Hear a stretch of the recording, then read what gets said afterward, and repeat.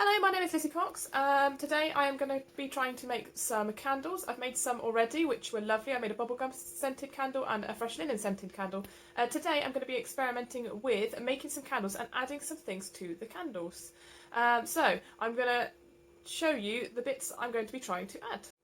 So these are the items I'm going to be experimenting with adding to candles. Inside the little foil packet is a pair of earrings that I've made through Lizzie's Handmade Jewellery. You can find me on Facebook. And I've also got a gruel dice from Magic the Gathering and a couple of other small dices. First of all, I will need to put them into a little plastic bag. And then I will add some foil around them. This is to protect them from the heat of the candle. So let's get started. Here are my earrings, my dice and my other small dice, all foil wrapped and ready to go. So what I have done to secure my foil packets to the inside of the jar is I have secured a glue dot on the back, which are double-sided little pads. You can buy them from lots of places. I got this one from a place called Cozy Owl, if you give it a Google. These were reasonable price, I think 99p for all of these ones. Lots of glue dots are double-sided and you stick them to the back of the foil. You can use them to secure your wick into the bottom of your jar. If you are not adding any jewellery to your candle, this is the best way to secure your wick into your jar.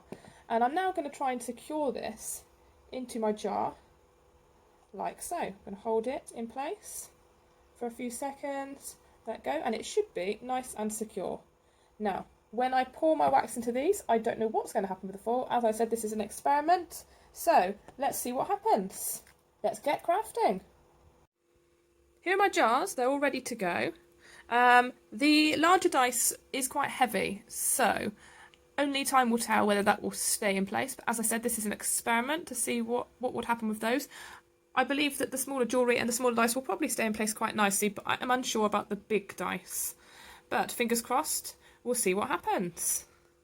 So my next job is to measure the right amount of wax into my container. And today I'm going to be using 500 grams of wax. So here we go. Here's my 500 grams of wax. So I'm ready to start melting. I'm now on to melting my candle wax. This has been melting for about 4 minutes so far. I'm not sure on the exact time it takes to melt the candle wax, as I've never actually timed it. So today I'm going to time it. Just before the last little bit is melted is when we will add our fragrance oil. So I'll see you again later. So my candle has been melting for about 10 minutes so far, and we've got to this. At this point I would probably give it a little bit of a stir. As you can see, I've poked a few holes through. If you poke a few holes through the middle of what should look like a bit of a block, it will often help with the melting process. So let's see how much longer we need to melt our wax for. I will be back shortly. So my wax has nearly melted and it's been about 14 minutes. When you have this sort of amount in the bottom will be the ideal time to add your colouring.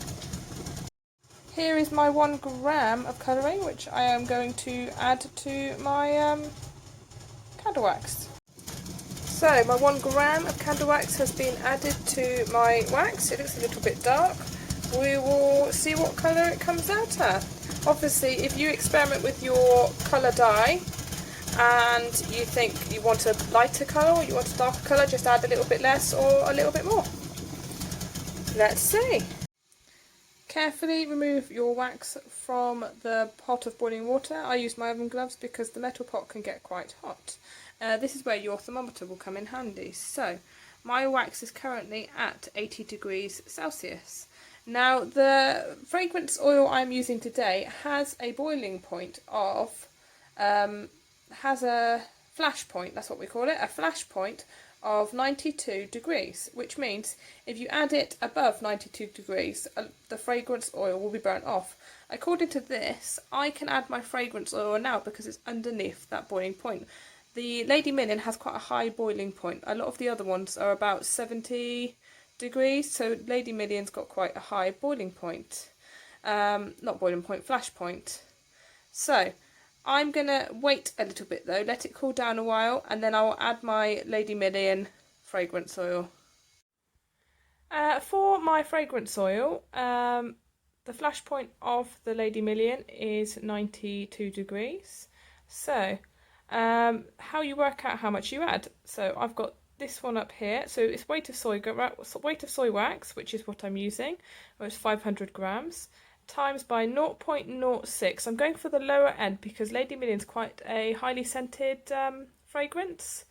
So the smaller, the better. So that would be 30 grams of fragrance oil needed for my candle. I've just weighed my fragrance oil. There's quite a bit there, so it's more than you think. A lot of people think that you only need a few drops, but this is 30 grams of the Lady Million fragrance oil, or just over, and I will be adding that one to my candle wax in a sec. I have added my Lady Million fragrance to my candle wax. The temperature is currently at just under 75, or about 73 degrees Celsius. Ideal pouring temperature would be anywhere between 50 and 60, so I'm going to go for about 55 just to be on the safe side. So I will see you at pouring. So I have poured my soy candle wax mixture into my jars.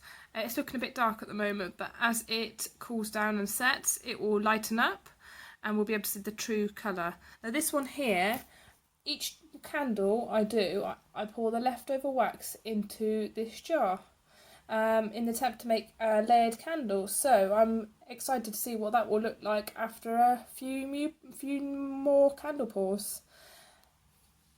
Come back tomorrow to see the finished product. That's it for me today. Tune in tomorrow to see what the candles look like when they are set. And see you tomorrow. Thank you for listening. Bye.